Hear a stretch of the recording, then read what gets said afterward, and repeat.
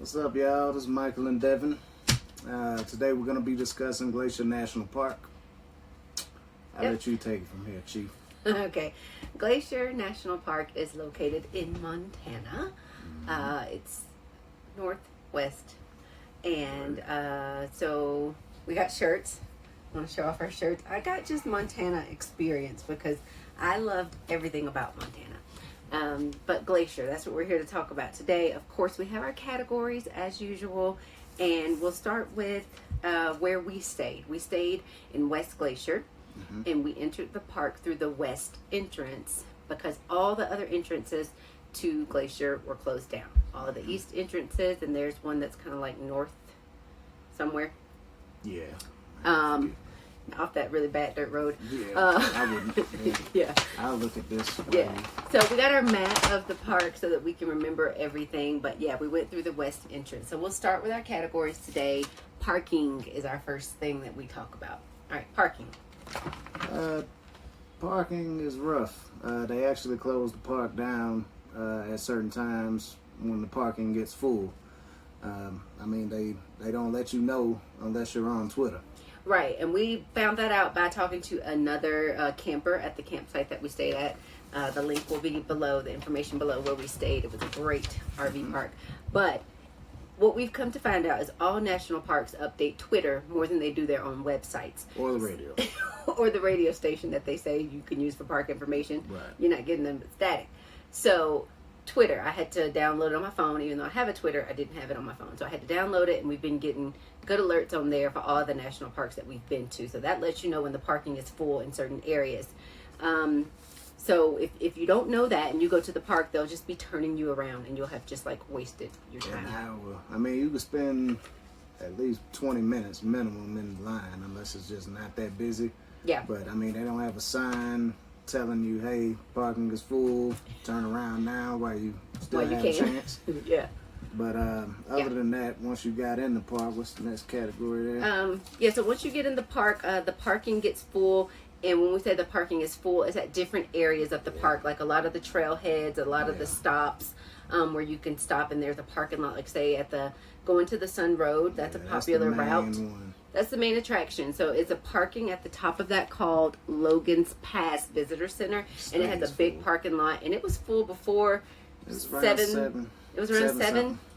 We tried to get in really early one morning, thought we were just gonna watch the sunrise, and thought we were ahead of the game. We weren't. The parking was full when we got to the top where Logan's Pass Visitor Center is, and it was already full, and it was before 7. So you got to make it there early or go after hours. Next category is friendliness. I'd say most people were friendly. Yeah, and the staff was friendly. Anybody that we encountered was friendly. The lady at the visitor center, they were very friendly. The lady that helped the boys with their Junior Ranger stuff, she was really friendly. Yep. She actually stayed in the park. Yep. The RV park that we stayed at. Everybody was friendly and nice. So they had at the visitor center, the very first one, which is the Apgar Visitor Center, they had like some of their shopping things set up on the outside. Most visitor centers you're not going in right now because of COVID. Some you can, but it's limited people. But at this one, you could still shop and get little, souvenirs outside, and they have the park ranger stationed outside to help with Junior Ranger stuff, things like that. So the people were friendly as far as the park staff is concerned, and just the other people we met along the way. Pretty much everybody was friendly. The vibe. It was cool actually in the park. I mean, it's rural Montana, so you get what you get. I mean, everybody was friendly. Nobody was disrespectful or anything like that.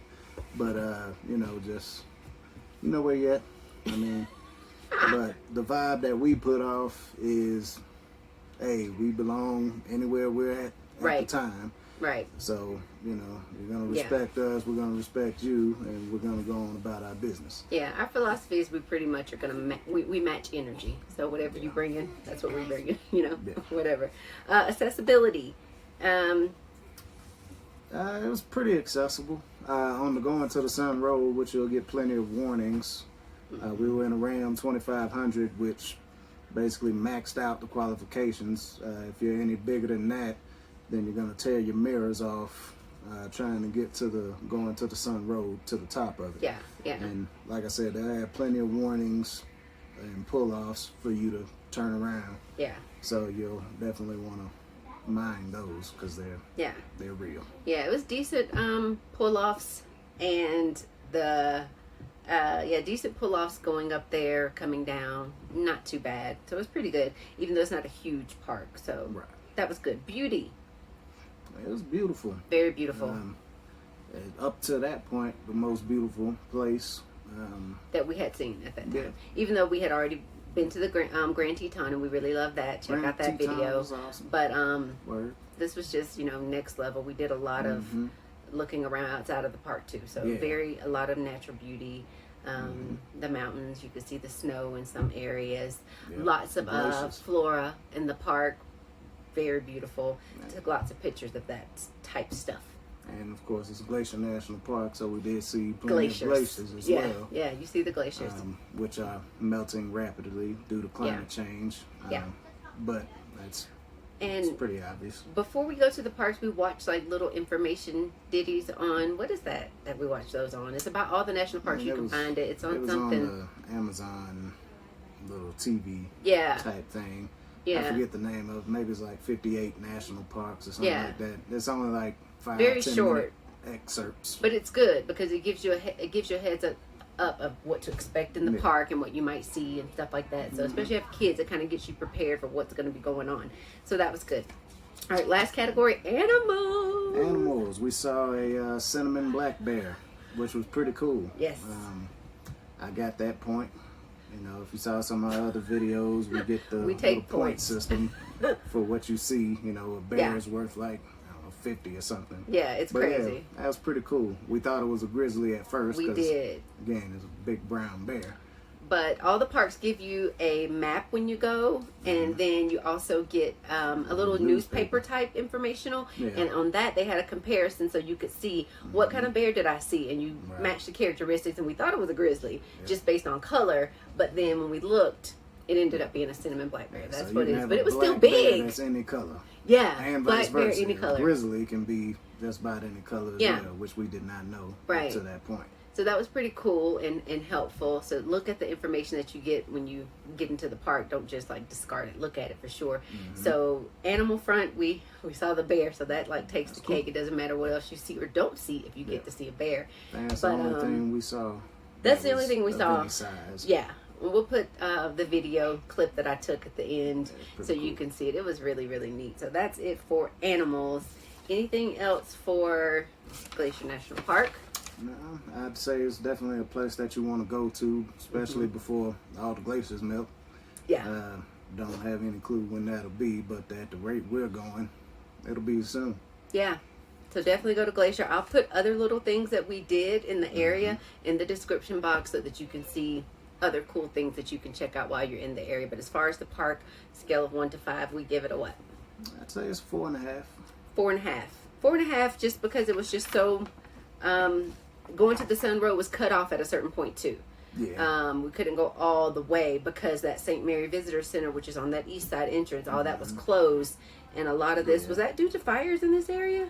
I don't think that one was. I don't think it was something sketchy going on, guys. We don't know what it was, but something sketchy was going on in Glacier National Park because they had these entrances manned with that's where the park rangers. The Indian Nation. Yeah, we went there and they were like, you can't come through this way. Yeah. So they had it manned and it was kind of sketchy. It was not really known why that you couldn't go to the other areas. And other parks would be like, okay, it's the fires, you can't go.